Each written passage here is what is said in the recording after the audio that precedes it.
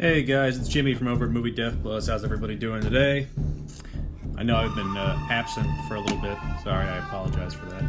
Nothing's been coming out lately. I've been watching some stuff, but not really worth reviewing at the moment. My wife is also 8 months pregnant, so we're also worrying about that. Just trying to get everything set up. So this is my first one back in a couple months since I did the Chadwick Boseman video. I know it feels like an eternity ago that happened, but... So I watched on Netflix last night The Trial of the Chicago 7. Wow, that movie was amazing. I mean, I'm a huge Aaron Sorkin fan as it is, so obviously I was already going to think it's amazing because I love The West Wing, I love The Social Network, I loved Molly's Game. I might have been his directorial debut. I mean, usually he's just a writer. Let me just make sure I'm not crazy about that, but I'm pretty sure... That's when, I mean, he obviously won an Oscar for the writing, but directing, I think that was his, directorial debut. Yeah, Molly's Game. And his follow-up, The Trial of Chicago 7, is awesome. I recommend everybody go watch it on Netflix ASAP.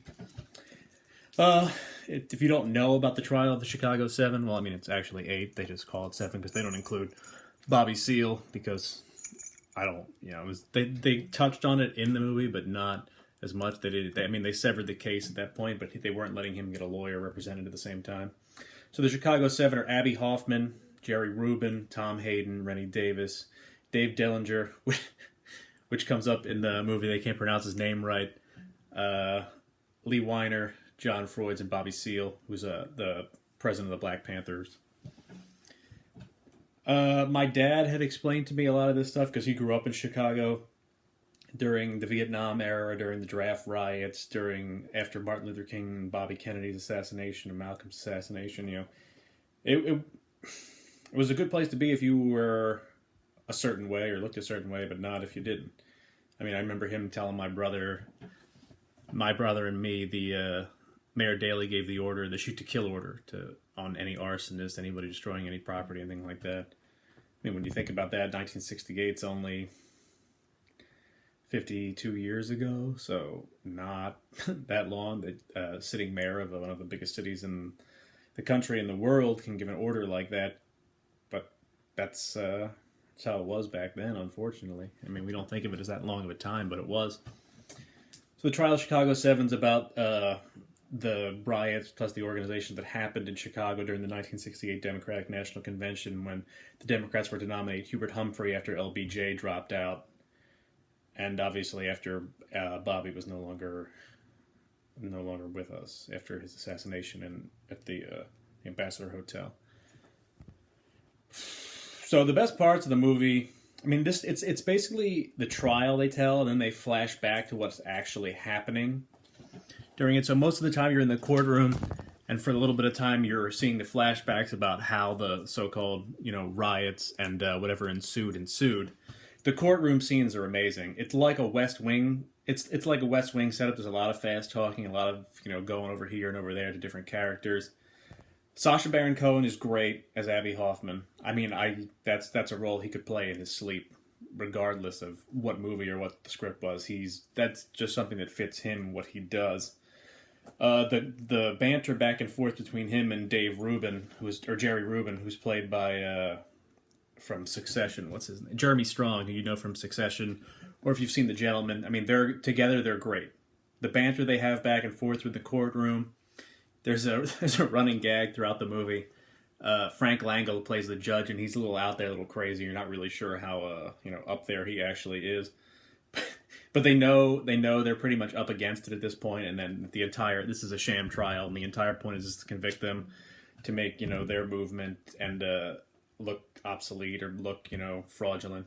So anytime their lawyer objects, you just see they already know what he's going to say. So Abby Hoffman and Jerry Rubin are just overrule, and then he says overrule, and then they show up dressed as him the one day in robes, and then he asks them to take them off, and they both have bailiff uniforms on after that. I was cracking up during that. It was great.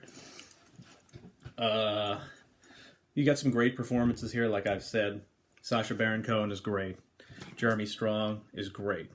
John Carroll Lynch, who plays Dave Dellinger, who's a conscientious objector, is probably one of the most underrated actors out there. Anything John Carroll Lynch is in where he actually gets a good part, he's great in.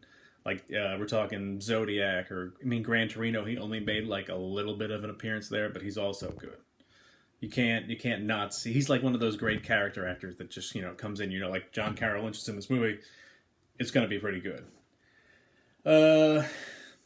Alex Sharp played Rennie Davis. He's in the movie. He's a mainstay of it when it comes more to the end, but he's not. He doesn't really give something memorable. Eddie Redmayne, who I'm not really that big of a fan of. He played Tom Hayden, who he was great as. I wasn't really familiar with a lot of Tom Hayden, just because when you hear about the trial of Chicago 7, it's usually more Abby Hoffman centered or Bobby Seale centered, because they were kind of bigger than he was back then. But Eddie Redmayne always does a great job. I don't have anything personally against him. I'm just pissed that he won that Oscar over Michael Keaton when he did Birdman, and Eddie did the Theory of Everything, where he played Stephen Hawking.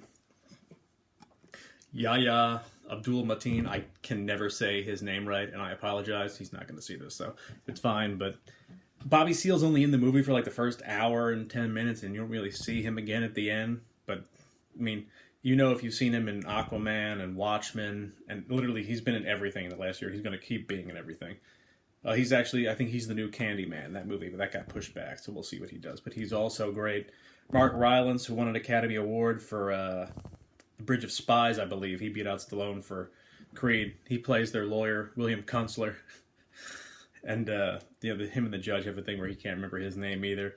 Frank Langella as the judge is probably one of the most confusing parts of the movie, but he's also one of the better parts, just because you don't know if this guy's really there or really not there.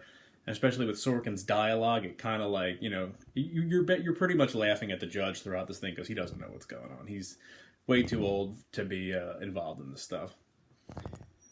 But the movie's about 2 hours and 20 minutes long. I watched it, didn't feel that long at all. I was like, I wish this was longer, just because Sacha Baron Cohen and Jeremy Strong are so great as these characters. And you get the little tidbit of Abby doing his stand up, because he was going around to different talking to different colleges, doing a lot of stand up comedy with his American flag shirt on. If you guys remember back in Forrest Gump, when they did the anti-war march in Washington, there was that guy that was just yelling "fuck" the whole time. It was supposed to be Abby Hoffman. I know Abby had his own movie made about him, which starred Vincent D'Onofrio. I think it's the same title as Abby's book, which would be Steal This Movie. We had it at Blockbuster. I never got a chance to watch it, and I kind of just forgot about it. But after seeing Sacha Baron Cohen in this performance, I'm probably going to go watch Steal This Movie. Vincent D'Onofrio is great. I don't know if he's as quirky, as goofy as Sacha is to pull off a role like this, but I'm definitely going to take a look at it. I'll report back. Michael Keaton does make an appearance in this movie. He plays Ramsey Clark, the former Attorney General, who was under LBJ, who was let go from that job, obviously. Nixon came in with John Mitchell. We all know how that ended, from All the President's Men and Watergate. Joseph Gordon-Levitt's there. He's the prosecuting attorney. You kind of feel like, he doesn't want to be prosecuting this case. He knows it's kind of just a sham at this point. They're just doing it to discredit this entire movement. Joseph Gordon-Levitt's great in everything. I don't really know. I thought he didn't really have much to do here. I don't know what led him to this role to take. There's nothing bad about the role that he played. It just didn't seem like it was relevant to the story. He's just the prosecutor at this point, and he was just kind of there being a lawyer in the 60s. The end, not going to spoil it, obviously, for anybody, but it's history at this point. So I don't know if this is actually true or not, but it was one of the better parts of the movie. There's 7 defendants, and the judge said, well, I'm not going to give all of you a chance to speak, so they all nominated Tom Hayden to speak. And the judge was like, well, you've been great throughout this whole process, you haven't caused any problems, so I'm going to make it brief and make it good. So Tom gets up and he just starts reading the names of everybody that had died in Vietnam that past week. I forget what the number was. Maybe it was like 4,000, something like that. He got up in front of the court for as long as it took to read those names and actually said all of them. Again, I don't know if that's actually true. I haven't done that much research on the trial itself. I probably should, but I haven't yet.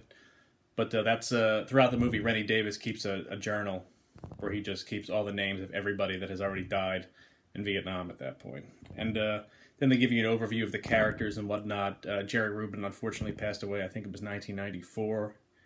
He got hit by a car, and he died a couple weeks later. Abby We obviously know what happened there. He took his own life. Tom went on to be a state senator in the California legislature. It's really all they give you character-wise, I think. I don't remember if they had what Dave Dillinger went on to do. And the other two guys, Weiner and Frones, they weren't even really part of the trial at the end. They were just kind of sitting in the courtroom, so I don't know if they severed their cases or whatnot. But this is peak Sorkin. Like, this is great writing, it's great acting, great dialogue, great back and forth between the characters. I'm blown away by this movie. I really think Sacha Baron Cohen should be and will be nominated for an Oscar or a Golden Globe for this kind of performance as Abby Hoffman. You know, whether he wins, I don't know. This is 2020.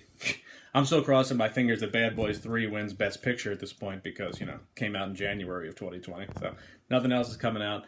I would love to see Jeremy Strong get nominated for something.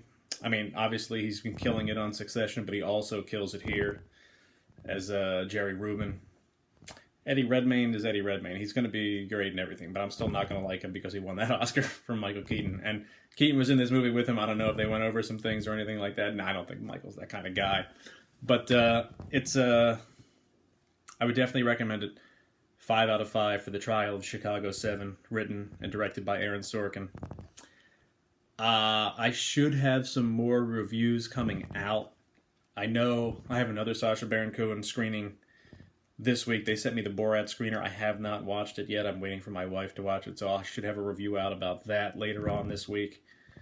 And then there's a Kevin Costner, Diane Lane movie coming out. It's like The Boy or something along those lines. There's another horror movie I might check out.